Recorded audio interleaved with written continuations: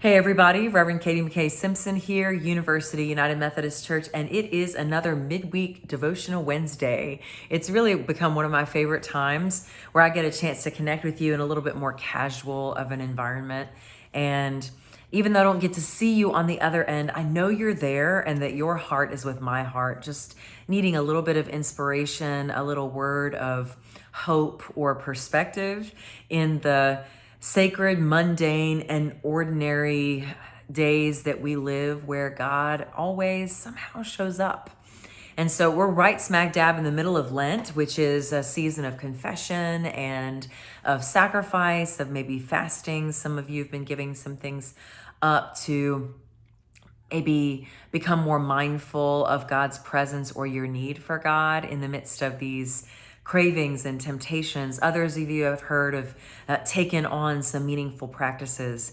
And others have been giving grace for self, just allowing yourself to move through this season without those commitments because, well, we've already lost a lot over this year. So however you've chosen to spend it this week, this past Sunday is kind of known as Refreshment Sunday, refreshment week in the Christian tradition, because we really are in the middle and we know that in the human condition, we get tired. If not, we get a little impatient with these kinds of experiences that may not always be welcomed or comfortable for us.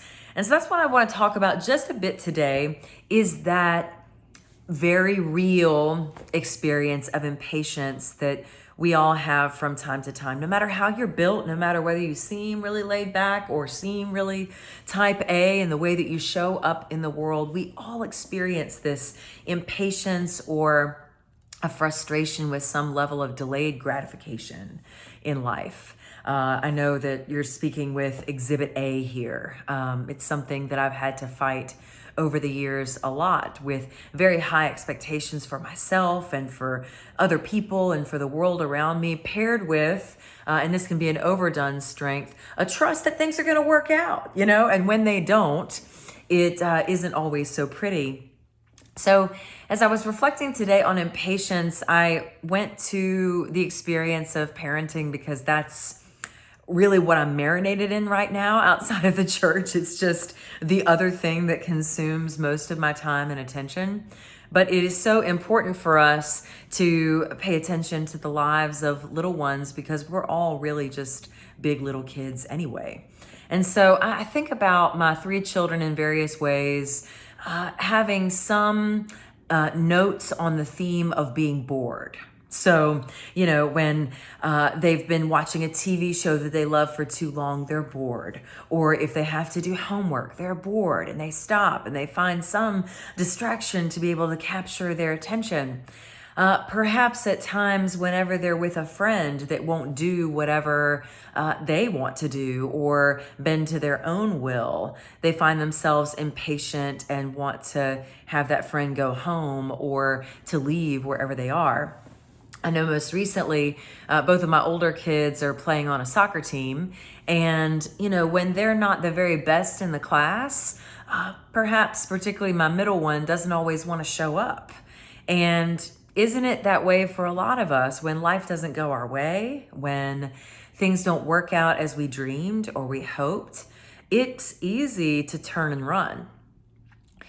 But in the spiritual life, and particularly in Lent, I think that's part of what we are called back to, is to really realize the fact that stability, and I think I've talked about this before, that stability kind of in the monastic tradition, people that are called to pray and to be completely devoted to God 24/7 with their whole lives, giving up literally everything, all of the comforts of their world. I think I talked about right at the beginning of our journey together around Ash Wednesday. This stability is what we're called to, because that impatience doesn't come just when we're kids and we think that everything around us should be ours and we have a hard time sharing possessions, sharing time, sharing what we do with our schedule or with our lives or whatnot. That disposition to life and to desire and expectation carries through with us into adulthood. And really, I have a theory, never ends. It shows up when marriage gets too hard, and whenever we turn away from that. There are always reasons where that decision is warranted, but a lot of times, whether it's our love relationships or our friendships, our work relationships, even our jobs in general, when we hit a wall, sometimes we don't stay long enough to learn to carry through and to dig deeper beyond the barriers that we encounter to experience resurrection and new life, to build resilience, and to allow ourselves to see that we really can reinvent ourselves whenever things don't always pan out as we hoped. I know for pastors, a lot of times we're moved around so quickly, we don't get to work fully through the problems in a congregation, or even see and live through the celebrations of all of the great work that we get to do. And it's that long obedience sometimes that teaches more than any textbook or any initial experiences in the honeymoon period of a relationship ever can.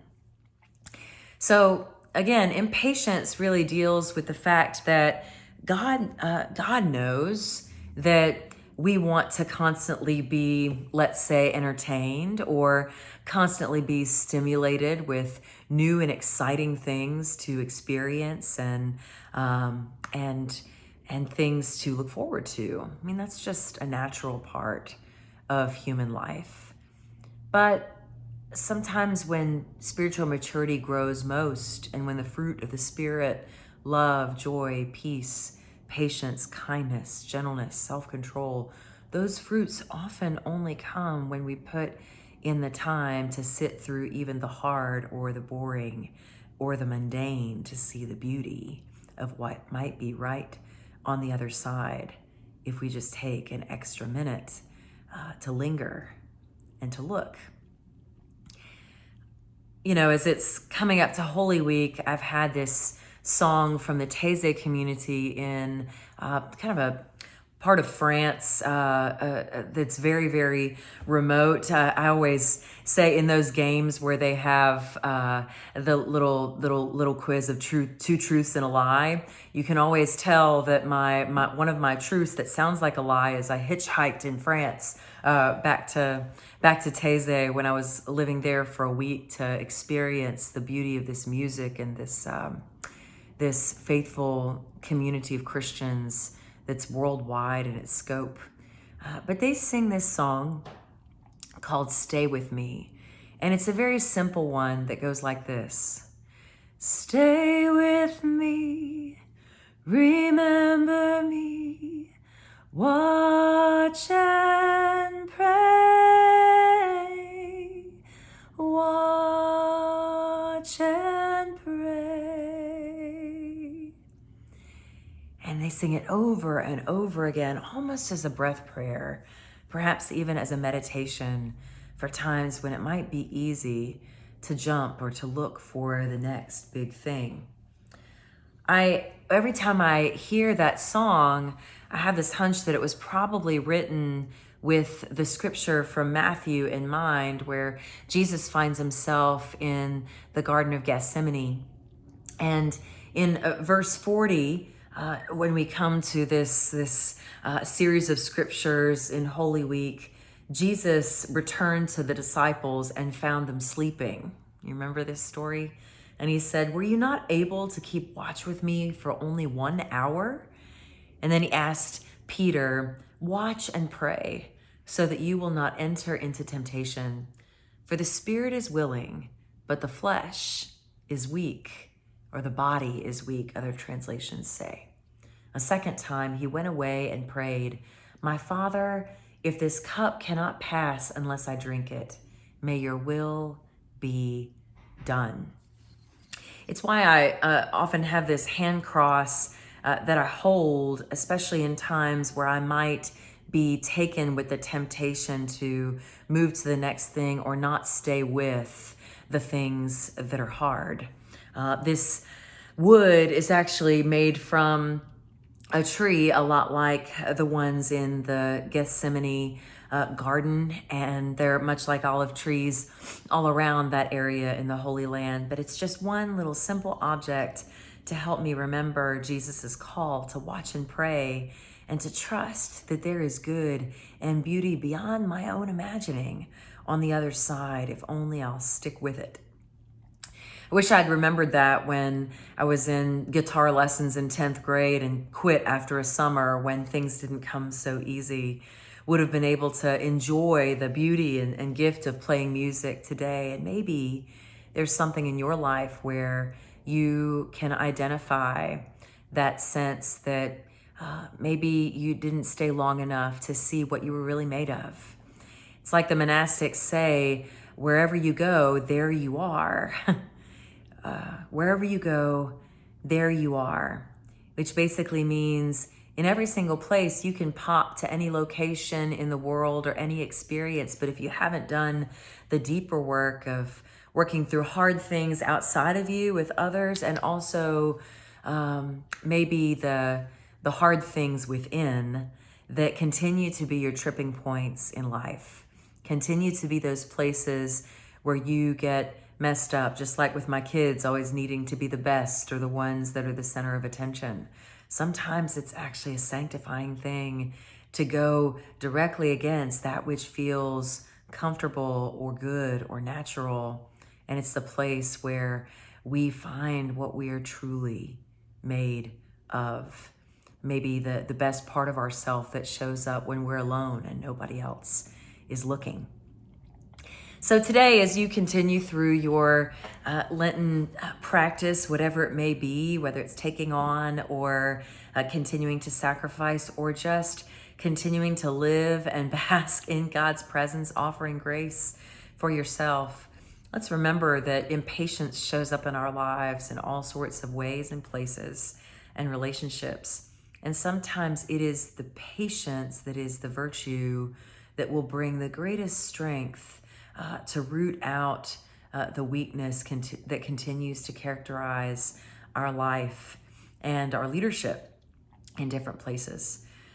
To close, I want to share with you this very, I just think, a profound reading that speaks to future planning and to delayed gratification or to patience for what's coming, but even more, to let go of the idea that we need to always be in the center of the action to feel like something is happening. Because so much of our life is about God's action around us that we have the privilege to watch and to walk alongside, rather than it being of our own making. So I want to read this from Cardinal Dearden, Prophets of a Future Not Our Own. Today we plant the seeds that one day will grow, it says. We water the seeds already planted, knowing that they hold future promise. We lay foundations that will need further development. We provide yeast that produces far beyond our capacities. We cannot do everything, and there is a sense of liberation in realizing that. This enables us to do something and to do it very, very well. It may be incomplete, but it is a beginning, a step along the way, an opportunity for the Lord's grace to enter and do the rest. We may never see the end results, but that is the difference between the master builder and the worker.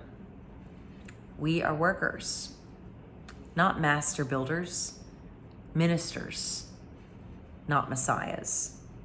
We are prophets of a future not our own. So for us today, for you and for me, may we be comfortable enough and patient enough to live in the sacred, mundane, and ordinary days of our lives, even when it doesn't seem flashy, even when it doesn't even serve our own interests. May we let go of the temptation toward impatience and cutting and running, to linger a little longer and wait and see what God will reveal and what God will do among us and within us. Have a great week, friends. Go in peace.